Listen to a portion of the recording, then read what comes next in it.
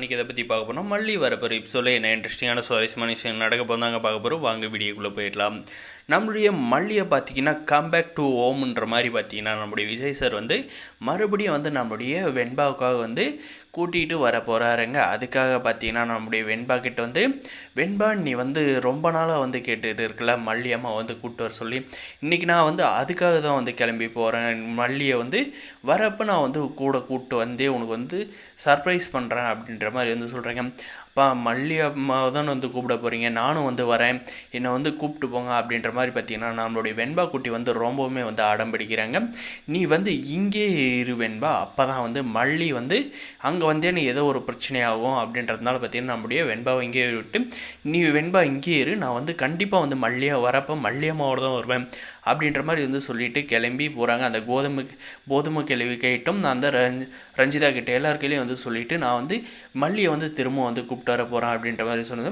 இந்த கிளவி பார்த்திங்கன்னா எதுக்காக மல்லி திரும்ப வந்து கூப்பிட்றீங்க, அவள் வாழ்க்கை தான் வந்து அவள் பார்த்துக்கிட்டு போயிட்டால அப்படின்ற மாதிரி வந்து சொல்கிறாங்க. அதுக்கு பார்த்திங்கன்னா இந்த நிஷா கையிலேருந்து வந்து தப்பிக்கிறதுக்கு எனக்கு வந்து வேறு வழி தெரியல, அதனால் வந்து நான் வந்து கண்டிப்பாக வந்து மல்லியை வந்து திரும்ப வந்து வீட்டுக்கு கூப்பிட்டு வந்தால் மட்டும்தான் வந்து இந்த நிஷா கையிலேருந்து வந்து தப்பிக்க முடியும் அப்படின்ற மாதிரி வந்து சொல்கிறாங்க. இல்லைனா அவள் வந்து வெண்பாவை என்கிட்ட வந்து பிரித்து கூப்பிட்டு போயிடுவா அப்படின்றத சொல்கிறாங்க. அதுக்கு பார்த்திங்கன்னா நம்முடைய விஜய் வந்து என்ன சொல்கிறாருன்னா, என்னுடைய மகளை பிரிஞ்சு என்னால் வந்து ஒரு நாளும் வந்து இருக்க முடியாது அப்படின்ற மாதிரி வந்து சொல்லிடுறாருங்க.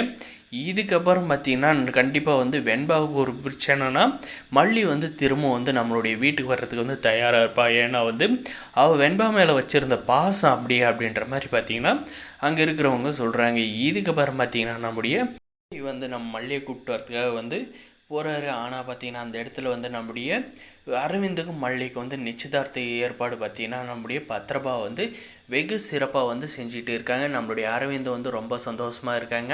ஏன்னா வந்து அரவிந்த் கையில் எல்லா உண்மையுமே வந்து பத்ரபாபு வந்து சொல்லிட்டனால பார்த்திங்கன்னா எந்த ஒளிவு மறைவும் இல்லாத இருக்கிறதுனால நம்முடைய மல்லியை வந்து கல்யாணம் பண்ணிக்க வந்து ஒத்துக்கிறாருங்க. அதனால தான் போக பார்த்திங்கன்னா அவங்க அம்மாவுக்கு வந்து ரொம்பவுமே வந்து பிடிச்சி போகவும் எப்படியாவது இந்த கல்யாணம் வந்து நடந்தே ஆகிடணும் அப்படின்ற மாதிரி அவங்களும் வந்து இருக்காங்க. ஆனால் பார்த்திங்கன்னா இந்த நிச்சயதார்த்த வேலையெல்லாம் வந்து நடக்கிறது தெரியாத நம்முடைய விஜய் வந்து அந்த இடத்துல போயிட்டு போக போகிறாருங்க. அப்போ பார்த்திங்கன்னா அரவிந்த் என்ன சார் இங்கே வந்திருக்கீங்க அப்படின்ற மாதிரி வந்து கேட்டு, நான் வந்து உங்களை கூப்பிடலான்னு இருந்தேன், ஆனால் நீங்களே வந்திருக்கீங்க, எனக்கு வந்து ரொம்ப சந்தோஷமாக இருக்குது அப்படின்ற மாதிரி வந்து சொல்ல போகிறாருங்க. இன்னொரு பக்கம் நம்முடைய நாகு பார்த்திங்கன்னா பயங்கர டென்ஷனில் இருக்காங்க. எதனால்னு பார்த்திங்கன்னா எப்படியாவது வந்து மல்லியோட இந்த நிச்சயதார்த்தத்தை வந்து நிப்பாட்டி இதோட முடிச்சிடலான்னு பார்த்தா இந்த அரவிந்த் வந்து விடமாட்டான் போல இருக்கே அப்படின்ற மாதிரி வந்து யோசிக்கிறாங்க. இதுக்கெல்லாம் வந்து முற்றுப்புள்ளி வைக்கிற மாதிரி பார்த்திங்கன்னா நம்மளுடைய விஜய் சார் வந்து அந்த நிச்சயதார்த்தத்தை நிப்பாட்டுவார்னு எனக்கு இந்த வீடியோ லைக்